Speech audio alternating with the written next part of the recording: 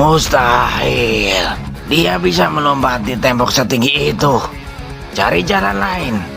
Mau dia tertangkap saat ini juga.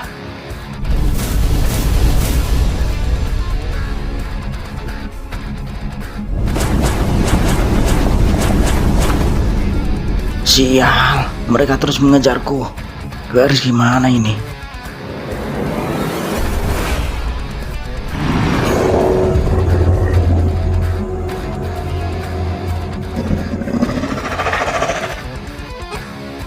Selagi pasukan iblis itu mengejarku, aku tidak bisa membantumu melawan para berandalan itu. Seperti tadi yang aku katakan, sedikit saja aku meningkatkan kekuatanku, para pasukan iblis itu bakal tahu keberadaanku di sini. Jangan gegabah untuk menghadapi mereka sendiri. Aku lihat salah satu dari mereka membawa senjata api. Sepertinya pemimpin dari gerombolan itu. Aku yakin kamu tak akan mampu. Mereka tidak segan menghabisimu dan menghilangkanmu. Kondisimu tidak memungkinkan untuk bertahan dari serangan mereka yang bertubi-tubi. Iya, makasih lu udah melindungi gua, menahan tusukan pisau tadi. Kalau nggak ada lu, gue pasti mati beneran. Gue nggak nyangka bisa sekacau ini. Gue nggak bisa terus-terusan di sini. Cepat atau lambat mereka bakal tahu kalau gue di sini. Udah hampir pagi. Gue harus segera pulang sebelum ibu dan Aca bangun.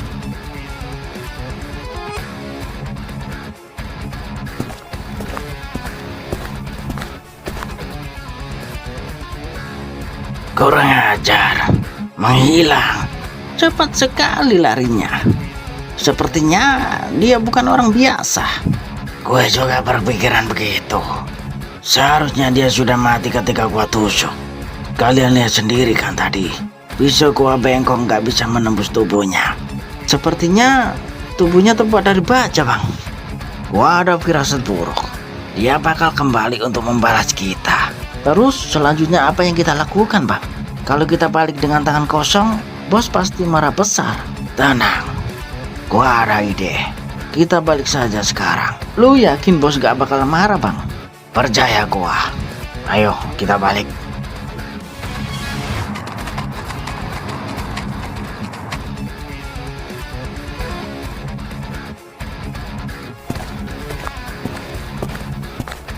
Mana dia?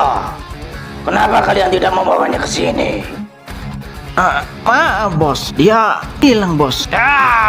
Tidak becus kalian. Larinya cepat sekali. Tadi sebelum gua datang, apa yang terjadi? Bang, sepertinya dia bukan bocah sembarangan. Apa maksudmu? Gue menaruh dendam dan pengen cepat-cepat menghabisinya, Bang. Tapi ketika gue coba untuk menusuknya, pisau gue bengkok dan gak bisa menembus tubuhnya. Jangan mengada-ngada loh. Iya bos, bener. Tadi gue melihat dengan mata kepala gue sendiri, Bang. Gue ada ide, Bang. Pasti dia bakal jerah berurusan dengan kita. Apa itu? Dia ada toko di daerah sini, Bang. Kita bisa jarah dan lalu kita bakar saja. Oh, jadi begitu. Baiklah. Atur saja. Gue gak mau ada kegagalan lagi. Gue ingin mendapatkan bocah itu secepatnya. Ini sudah tidak bisa dimaafkan lagi. Siap, Bang. Serahkan urusan ini kepada gua.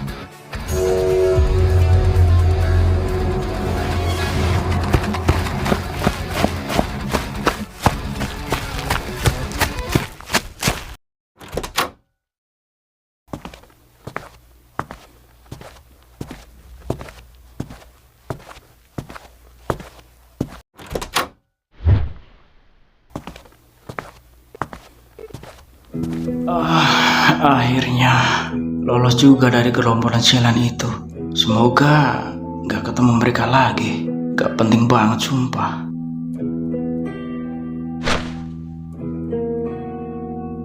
Tapi gua rasa mereka gak bakal berhenti mencari gua. Apalagi tadi gua hajar mereka sampai babak belur gitu. Yang gue khawatirin mereka pasti mengganggu ibu dan Aca juga. Semoga enggak lah. Mereka gak bakal tahu selagi gue gak jalan bareng sama ibu dan Aca. Tapi cepat atau lambat mereka bakal tahu keberadaan gue di sini. Apalagi mereka bermarkas tidak jauh dari sini. Oh iya, motor gua. Ah sial, gue lupa kalau motor gua masih di sana. Gak mungkin gue balik ke sana lagi sekarang. Pasti mereka masih berkeliaran di sana. Gue bingung harus gimana. Gak mungkin cerita ke ibu soal ini. Gue takut kalau ibu jadi kepikiran. Tapi kalau motor gue hilang, gue harus bilang apa ke ibu? Mati gue sumpah. Ah, udahlah. Mending gue istirahat dulu. Moga besok gue dapat solusi. Apa gue hubungi Erik aja ya? Ah, enggak lah. Ini masalah gue. Gue harus hadapi sendiri.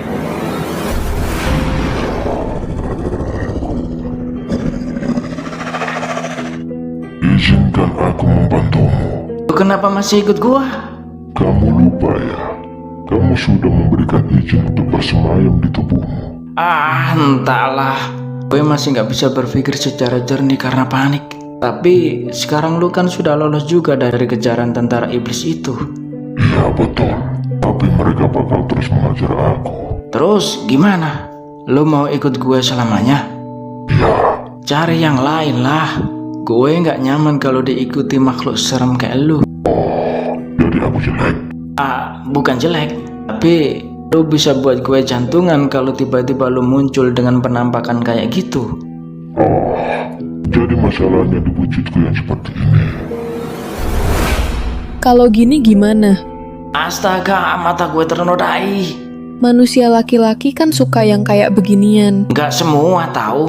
Oke, kamu bisa request wujud yang kayak gimana biar kamu bisa nyaman dan tidak terganggu karena keberadaanku. Serahlah. Yang penting gak serem dan bugil kayak gitu. Oke.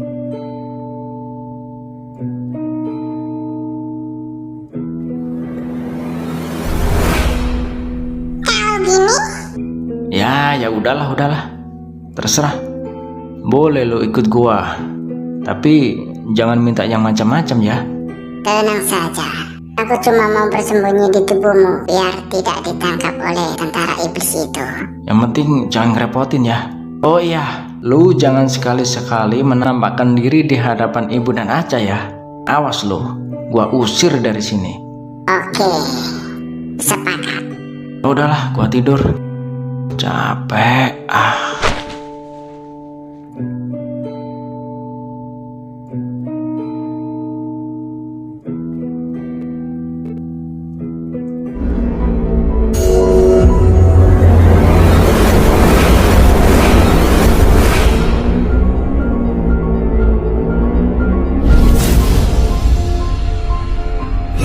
Kurang ajar. Rupanya mereka tahu keberadaanku di sini.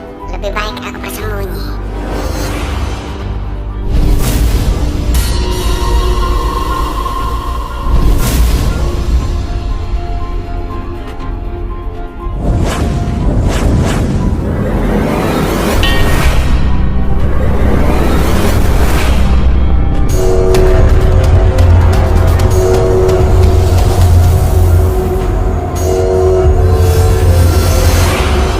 Aku merasakan keberadaannya di sekitar sini, tapi makin lama makin menipis energinya. Aku bahkan tidak merasakan apa-apa. Mungkin pengkhianat itu sempat ada di sini, tapi pergi lagi karena tahu kita bakal mengejarnya ke sini. Mungkin saja. Lalu, apa yang harus kita lakukan? Sekian lama kita mengejarnya, tapi tak pernah berhasil menangkapnya. Kita sisir wilayah ini dulu. Bila sama sekali tak ada pancaran energinya, kita kembali ke kerajaan saja. Kalau kita kembali tanpa hasil, Raja akan murka besar kepada kita. Aku tahu, tapi kita sudah maksimal mencarinya. Kalau begini terus, kita nggak bakal bisa menangkapnya sampai kapanpun. Tenggang waktu yang dikasih raja untuk mencari bajingan itu mulai habis. Kita cari lagi sampai sisa waktu habis. Bila tidak menangkapnya juga, untuk menghindari hukuman, kita tidak usah kembali lagi ke kerajaan. Kamu yakin? Bila kita tidak kembali, Raja akan mengirim pasukan lagi untuk mencari kita. Kita bakal dijadikan buronan seperti pengkhianat itu. Benar juga. Kita akan bernasib sama seperti tentara yang telah gagal menangkapnya. berakhir dieksekusi. Kita akan dimusnahkan oleh raja. Kita cari lagi ke tempat lain.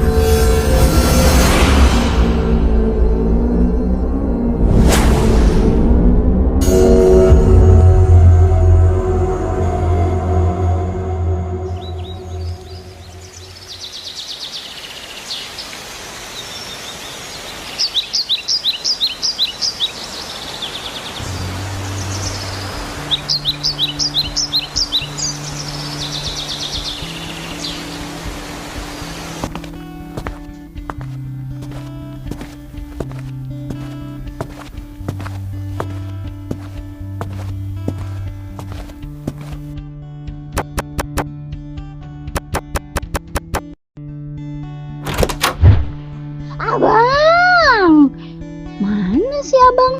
Di kamar kok nggak ada ya? Dari semalam belum pulang apa ya? Nggak kayak biasanya.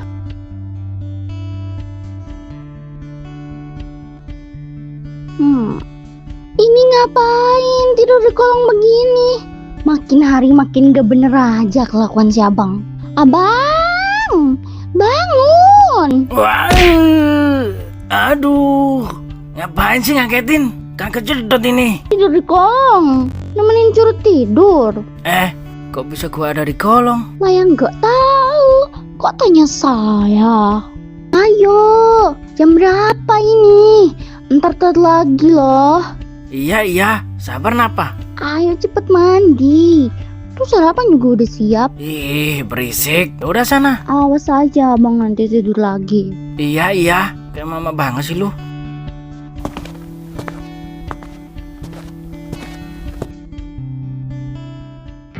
Kok bisa gua ada di kolong? Maaf kawan, aku yang memindahkanmu ke kolong tadi malam. Karena tentara iblis itu tahu keberadaanku di sini. Aku masuk ke ragamu dan aku masuk ke situ untuk mengamankan diri. Pantas saja, ternyata lu pelakunya. Iya, maaf. Tapi kenapa kok ngajak gue sembunyi? Lu sembunyi sendiri kan bisa. Sudah sering aku katakan, bila merasuki ragamu, mereka nggak bakal bisa merasakan keberadaanku. Oh, oke. Aku belum menjelaskan apa efek di tubuhmu setelah aku rasuki ya. Belum. Apa? Aku tidak bisa menguasai penuh tubuhmu, jadi hanya separuh saja dari tubuhmu.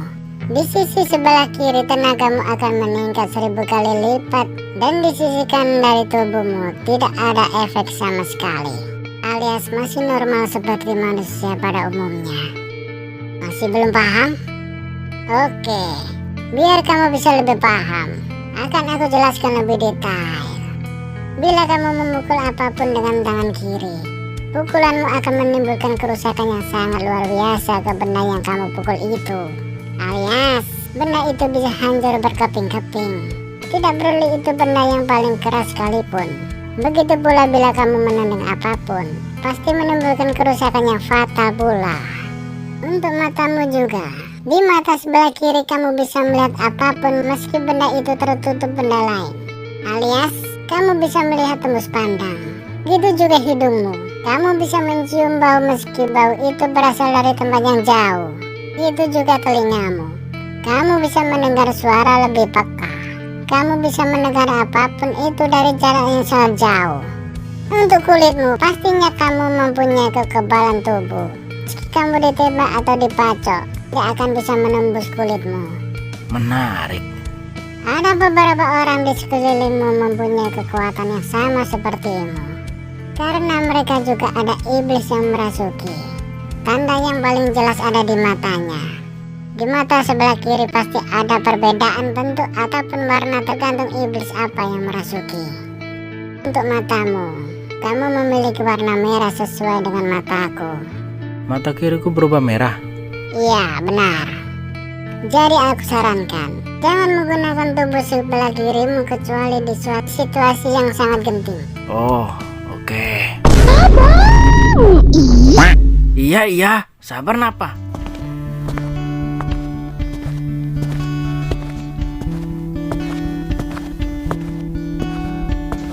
Rio, ayo nanti telat lagi ke sekolahnya loh. Iya Bu.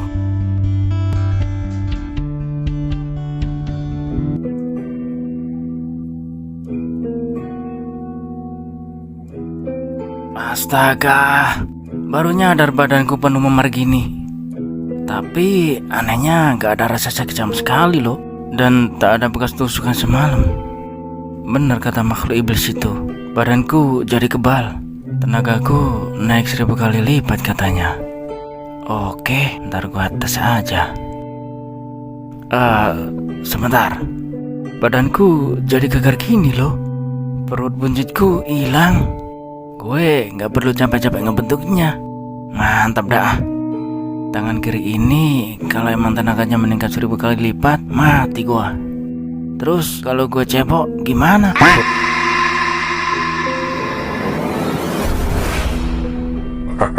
Ya ampun, belum aku kasih tahu ya. Bila kamu menginginkan tenaga ekstra, kamu bisa mengontrol tenagamu. Tenaga mana yang kamu ingin tingkatkan, kamu cukup mengontrolnya dengan pikiran. Wih, canggih. Gue semakin bersemangat sekali nih. Tapi ingat, jangan kau salah gunakan. Emang gue ada tamang jahat apa? Sebenarnya siapa sih lu? Dan ada masalah apa lu sampai dikejar-kejar tentara iblis itu? Jangan-jangan lu penjahat ya? Pertanyaan bagus. Kalau diceritakan detail, akan sangat panjang sekali. Aku akan mempersingkat saja. Perkenalkan, aku Jendra Naka. Aku berasal dari Arvakarta, kerajaan terbesar di bumi maya. Yang jelas di dimensi yang berbeda dengan alammu ini.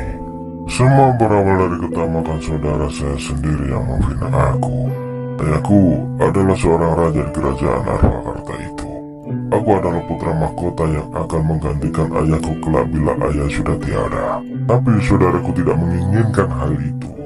Dia berambisi sekali menjadi seorang raja dan berkuasa dengan jalan pintas.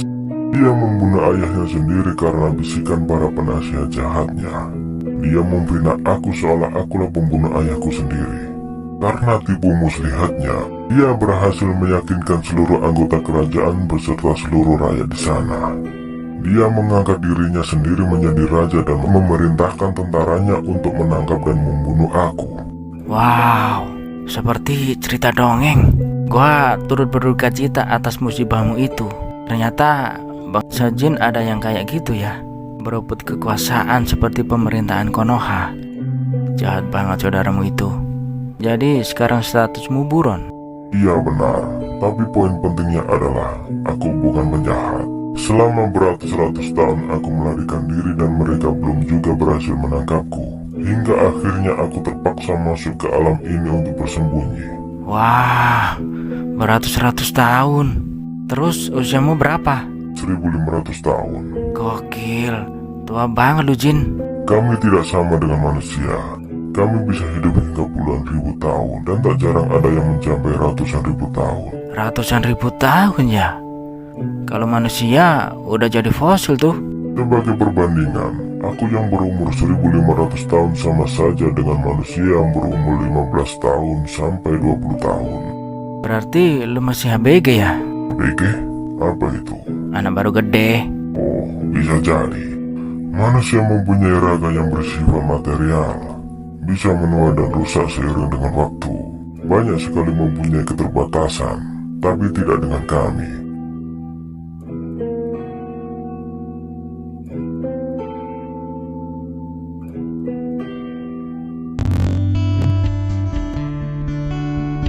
Lihat tuh, mukanya kayak baju belum disetrika gitu. Lecek banget.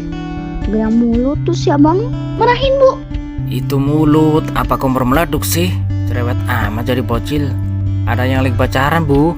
Marahin tuh, bukannya belajar malah pacaran. Abang jahat banget. Lah, siapa yang mulai duluan? Udah, ayo keburu dingin.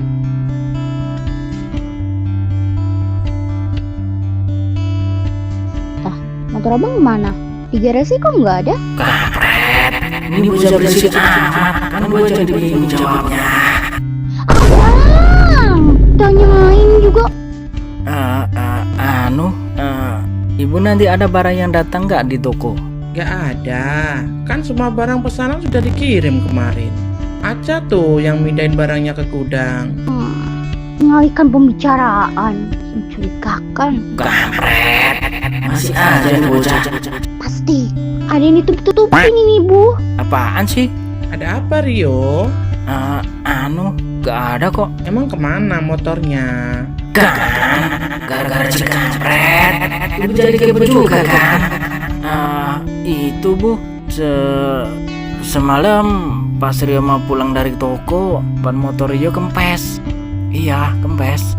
Jam segitu tambal ban kan pada tutup. Ya udah, Rio panggil Erik buat bantu aja. Motornya Rio taruh di rumah Erik. Terus Rio minta tolong dianterin ke rumah. Jadi gitu. Hehehe. Masa? Bukannya Bang Erik ada di kota ya? Diem lo, sok tahu. Rio nggak boleh gitu. Jadi kangen sama ayah kalian. Kalian tahu tidak? Banyak sekali kenangan di motor itu. Dari awal kenalan sampai kami menikah, motor itu selalu menemani dalam suka maupun duka. Meskipun ada motor lain, tapi ayah selalu memakainya. Ibu ingat sekali, ayah kalian datang ke rumah pakai motor itu.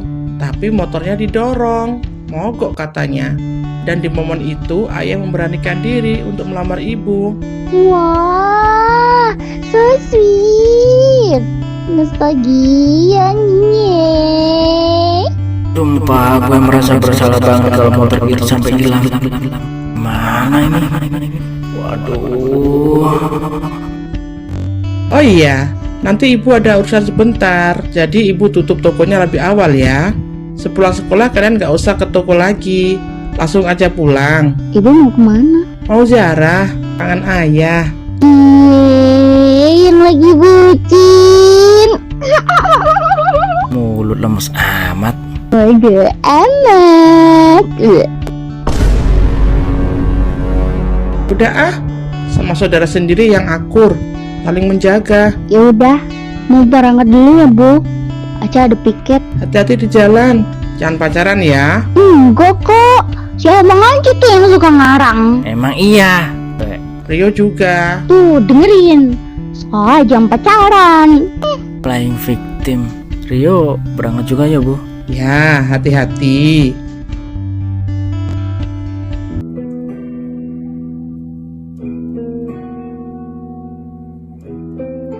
Waduh, gimana ini?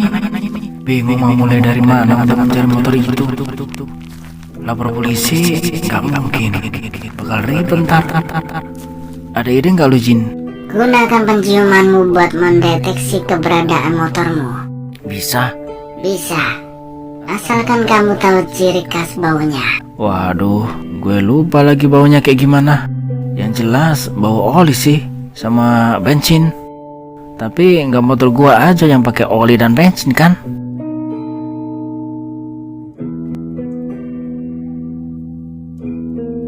Gue yakin di sini lokasi penyerangan semalam dan motor gua beneran hilang. Lagian yang pasti hilang lah kalau ada motor tergeletak di tempat ini.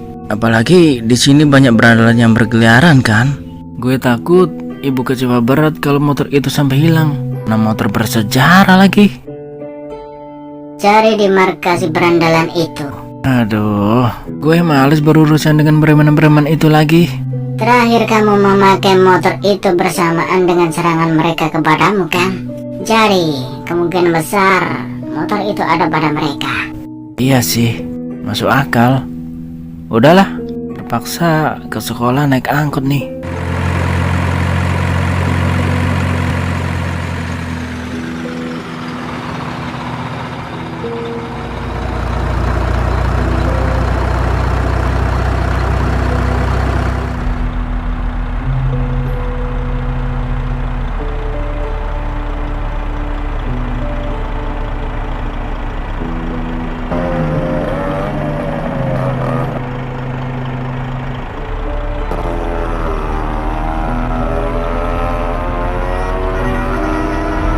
Lihat siapa mereka.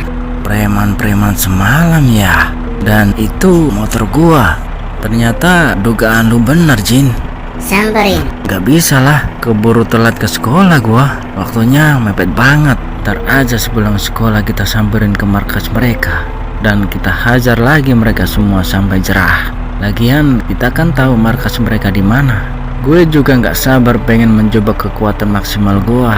Awas aja.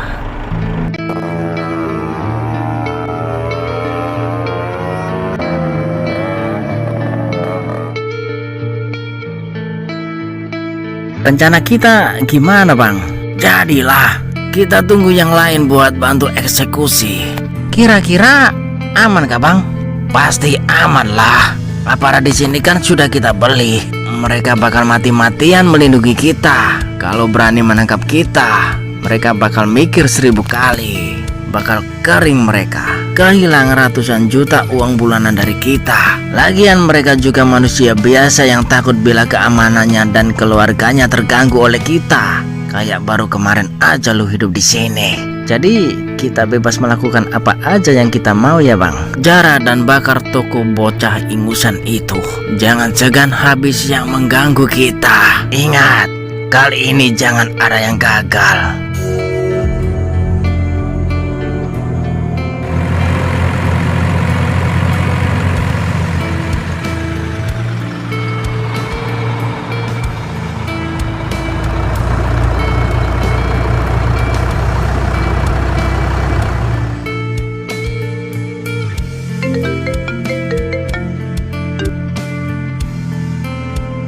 Ya, Bang, gue ketemu target kita di sini.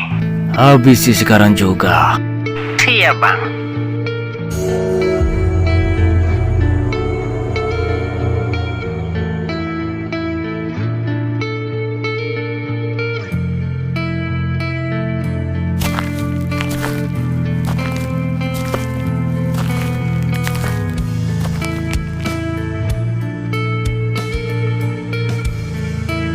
Hei lu, sini. Ada apa? Lu Rio? Iya.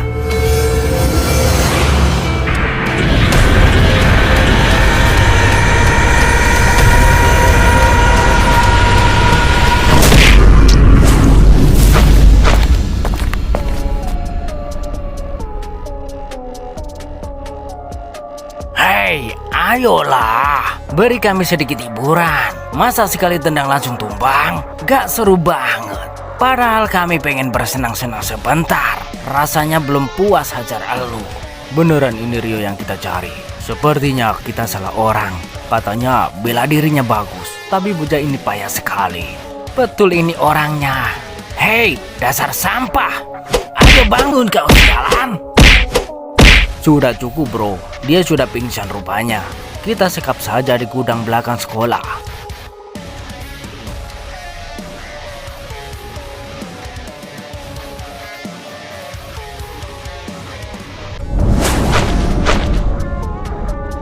Yalan, biarkan dia di sini. Kita sekap saja dan kita tunggu perintah selanjutnya dari Bang Deva.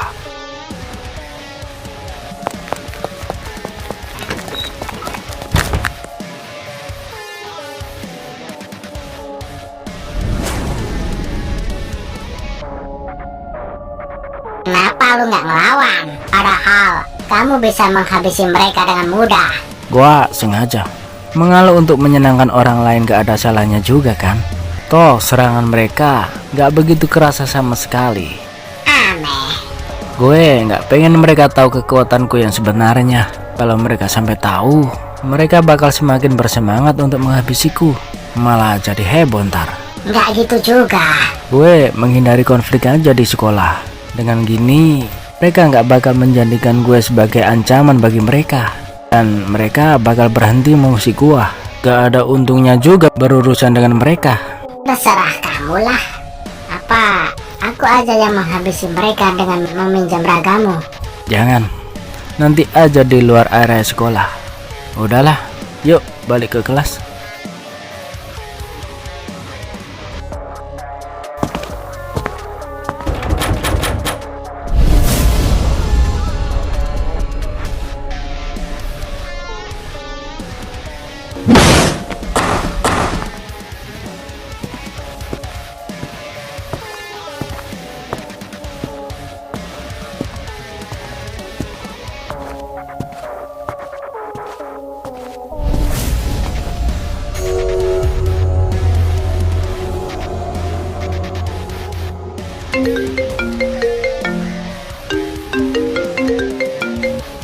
Siap bang. Lu udah menghabisi bocah itu.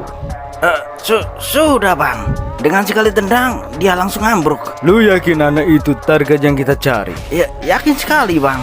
Gue ingat betul tampangnya. Lalu, di mana dia sekarang? Kami sekap dia di gudang belakang sekolah. Bocah itu baru saja berpapasan dengan gue dan berjalan santai tak ada beban sama sekali. Apa? Mana mungkin bang? Kami sudah menyekapnya. Gue yakin bocah itu gak bakal kabur karena sudah kami kunci. Justru ini kami sedang menuju tempat abang untuk laporan. Cek lagi, jangan sampai kalian mengecewakan gua. Kalian tahu kan apa resikonya kalau kalian gagal? Siap bang. Ada apa? Bang Deva ketemu dengan bocah itu. Gue yakin kita salah orang. Mana mungkin? Gue hafal betul tampangnya. Jangan sampai Bang Deva marah karena masalah ini. Kita cek lagi ke gudang.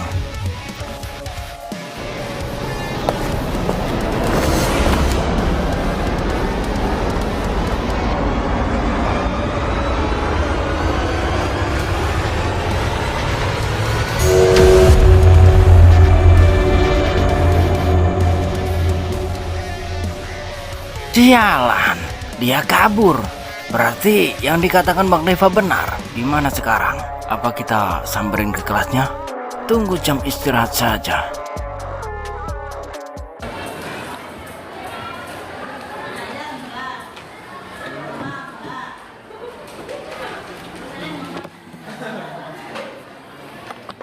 Ternyata musuhmu banyak sekali. Selain preman-preman tadi, di sekolah juga ada ternyata. Benar-benar terkebun musuh lu. Pasti lu bandel sekali. Enak aja.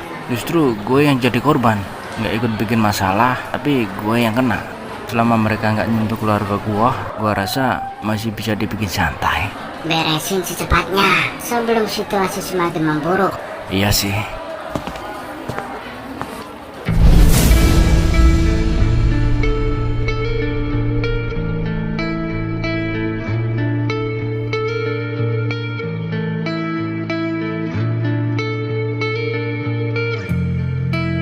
Halo Ben, Mat. Muka kalian kenapa? Bapak beler gitu.